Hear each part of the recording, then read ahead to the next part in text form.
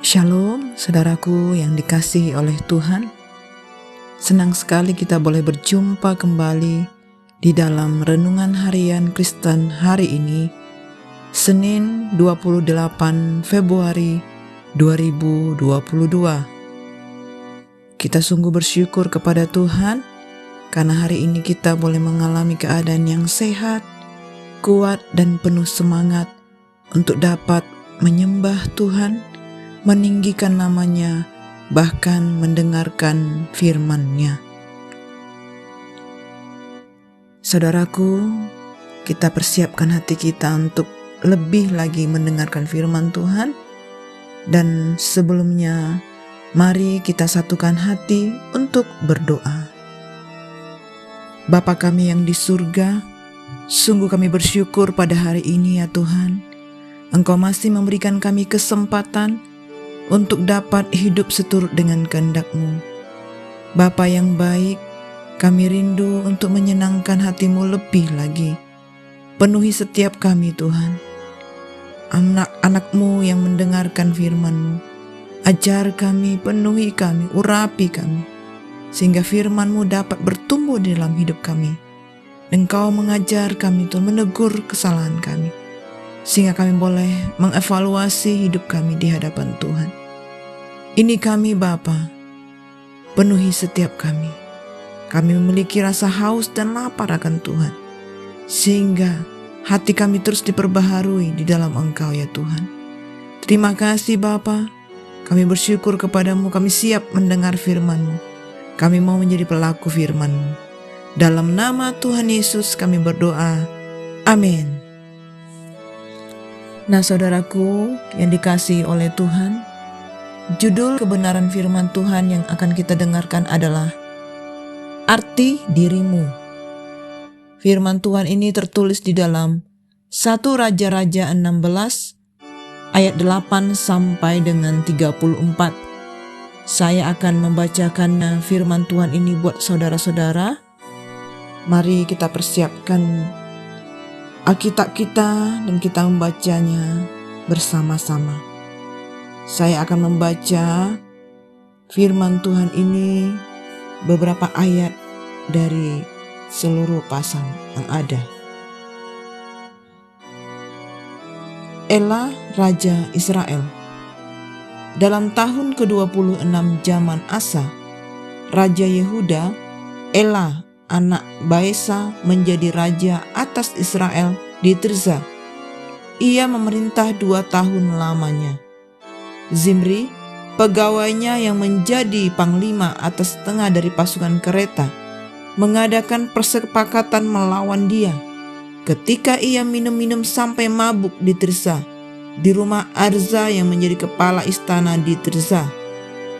Datanglah Zimri, lalu membunuh dia dalam tahun ke-27 zaman Asa, Raja Yehuda, dan ia menjadi raja menggantikan dia. Pada waktu ia menjadi raja itu, segera sesudah ia duduk di atas tahtanya, ia membunuh seluruh keluarga Baesa. Tidak ada seorang laki-laki pun daripadanya yang ditinggalkannya hidup, juga kaumnya dan teman-temannya. Demikianlah Zimri memunahkan seluruh keluarga Baesa sesuai dengan firman Tuhan yang diucapkannya kepada Baesa dengan perantaraan Nabi Yehu. Kita lanjut ke ayat yang ke-29. Ahab menyembah Baal. Ahab, anak Omri, menjadi raja atas Israel dalam tahun ke-38 zaman Asa, Raja Yehuda. Dan Ahab bin Omri memerintah 22 tahun lamanya atas Israel di Samaria. Ahab bin Omri melakukan apa yang jahat di mata Tuhan lebih daripada semua orang yang mendahuluinya. Seakan-akan belum cukup ia hidup dalam dosa-dosa Yerobeam bin Nebat, maka ia mengambil pula Izabel, anak Etbal, raja orang Sidon, menjadi istrinya. Sehingga ia pergi beribadah kepada Baal dan sujud menyembah kepadanya. Sesudah itu Ahab membuat patung Asyera dan Ahab melanjutkan bertindak demikian sehingga ia menimbulkan sakit hati Tuhan Allah Israel, lebih dari semua raja-raja Israel yang mendahuluinya. Pada zamannya itu Hiel, orang Betel, membangun kembali Yeriko dengan membayarkan nyawa Abiram, anaknya yang sulung. Ia meletakkan dasar kota itu, dan dengan membayarkan nyawa Segub, anaknya yang bungsu, ia memasang pintu gerbangnya sesuai dengan firman Tuhan yang diucapkannya dengan perantaraan Yosua Nun. Saudaraku, apa arti orang lain bagi saudara? Setiap relasi menyingkapkan makna orang lain bagi diri kita. Demikian juga Israel, kerajaannya rapuh, rajanya berganti-ganti dalam waktu singkat, bahkan ada raja yang menjabat hanya seminggu. Hal itu disebabkan oleh pola relasi yang rapuh. Orang tidak bisa mempercayai sesama, bahkan keluarganya sendiri. Orang lain adalah pendukung atau penghalang tercapainya keinginan diri. Ela mendapat perlakuan seperti yang ayahnya perbuat terhadap raja sebelumnya. Ela dibunuh oleh pegawainya, yaitu Zimri. Ela bukanlah raja yang baik, sebab ia memperlakukan tentaranya hanya sebagai alat kekuasaan. Setelah menjadi raja, Zimri membunuh seluruh keluarga Baesa, seluruh laki-laki juga kerabat dan teman-temannya. Mereka adalah penghalang dan ancaman baginya.